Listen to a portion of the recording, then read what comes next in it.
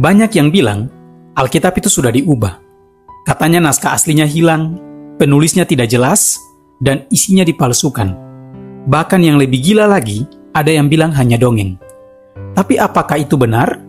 Mari kita gali fakta sejarahnya dan lihat sendiri bagaimana sebenarnya Alkitab ditulis, dijaga, dan diwariskan selama ribuan tahun.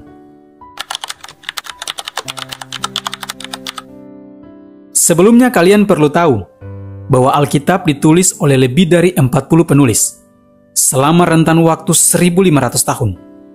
Mereka berasal dari berbagai latar belakang yang berbeda. Ada nabi, raja, nelayan, tabib, dan pemungut cukai. Mereka menuliskan Alkitab dalam rentan waktu yang berbeda-beda. Tapi uniknya, semua tulisannya konsisten dan berkesinambungan tentang Allah, umatnya, dan karya keselamatan. Sejarah penulisan Alkitab dimulai lebih dari 3000 tahun yang lalu. Bagian pertama, yaitu Taurat, berisi kitab Kejadian, Keluaran, Imamat, Bilangan, dan Ulangan, ditulis oleh Musa sekitar tahun 1400 sebelum Masehi. Ia mencatat kisah penciptaan, panggilan Abraham, keluar dari Mesir, dan hukum Tuhan. Kitab-kitab berikutnya ditulis oleh para nabi seperti Yesaya, Yeremia, dan Daud, dan lain-lain.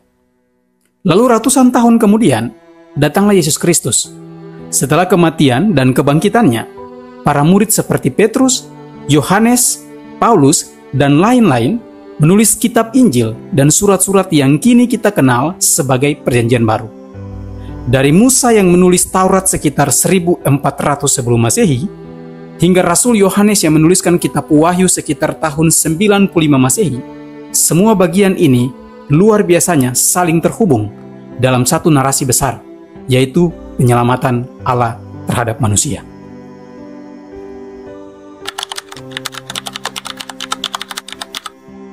Tentu masih ada. Contohnya naskah Laut Mati. Ditemukan tahun 1947. Berisi salinan kitab Yesaya dari abad kedua sebelum Masehi. Dan luar biasa, isinya 100% sama dengan yang kita baca hari ini. Gulungan-gulungan ini ditemukan oleh seorang gembala di gua-gua Qumran, dekat Laut Mati yang berjumlah 981 naskah. Gulungan-gulungan ini kemudian diawetkan secara sempurna di Museum Israel Yerusalem sampai saat ini. Ada pula yang disimpan di sebuah genisa di Kairo. Genisa adalah tempat penyimpanan gulungan-gulungan manuskrip keagamaan. Kalau kamu belum yakin, kamu bisa googling dan lihat sendiri faktanya. Alkitab ditulis di atas bahan yang berbeda-beda. Di antaranya ada tanah liat, batu, papirus, perkamen, dan logam. Dan hari ini, semuanya itu masih ada. Contohnya, fragmen papirus tertua yang diketahui berasal dari tahun 2400 sebelum Masehi. Gulungan perkamen kulit masih ada sejak sekitar tahun 1500 sebelum Masehi. Dan perpustakaan besar yang berisi lempengan tanah liat dari periode Asyur sampai Babilonia telah ditemukan di zaman modern. Dan semuanya ini masih ada dan terjaga, dan itu bisa dibuktikan. Apakah dengan semua bukti ini, kamu masih bilang Alkitab dipalsukan?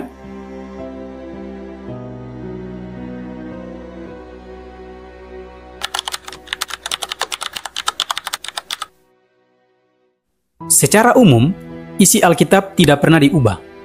Meskipun ada berbagai terjemahan Alkitab ke dalam bahasa yang berbeda, seperti Alkitab Terjemahan Baru yang diterbitkan oleh Lembaga Alkitab Indonesia yang kita kenal LAI. Terjemahan-terjemahan ini bertujuan untuk menyampaikan pesan yang sama dengan bahasa yang lebih modern dan relevan dengan konteks budaya yang berbeda, namun intinya tetap sama. Perlu diingat bahwa terjemahan dan revisi adalah hal yang berbeda dari perubahan isi Alkitab. Terjemahan hanya menyajikan Alkitab dalam bahasa yang berbeda, sementara revisi mungkin dilakukan untuk memperbaiki kesalahan atau ketidaktepatan dalam terjemahan yang ada. Namun, intinya Alkitab tidak pernah diubah. Jadi, naskah-naskah Alkitab yang asli, bahasa Ibrani, bahasa Aramik, dan bahasa Yunani telah disalin berulang kali selama berabad-abad. Namun jika dibandingkan dengan berbagai salinan kuno dan naskah aslinya, isi Alkitab tetap konsisten dan tidak berubah.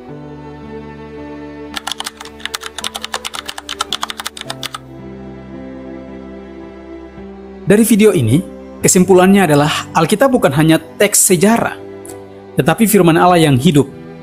Selama ribuan tahun, isinya menyentuh jutaan hati, membentuk budaya, dan mengubah hidup manusia. Meskipun dikejar, dibakar, bahkan dilarang, Alkitab tetap bertahan. Karena firman Tuhan tidak akan pernah gagal.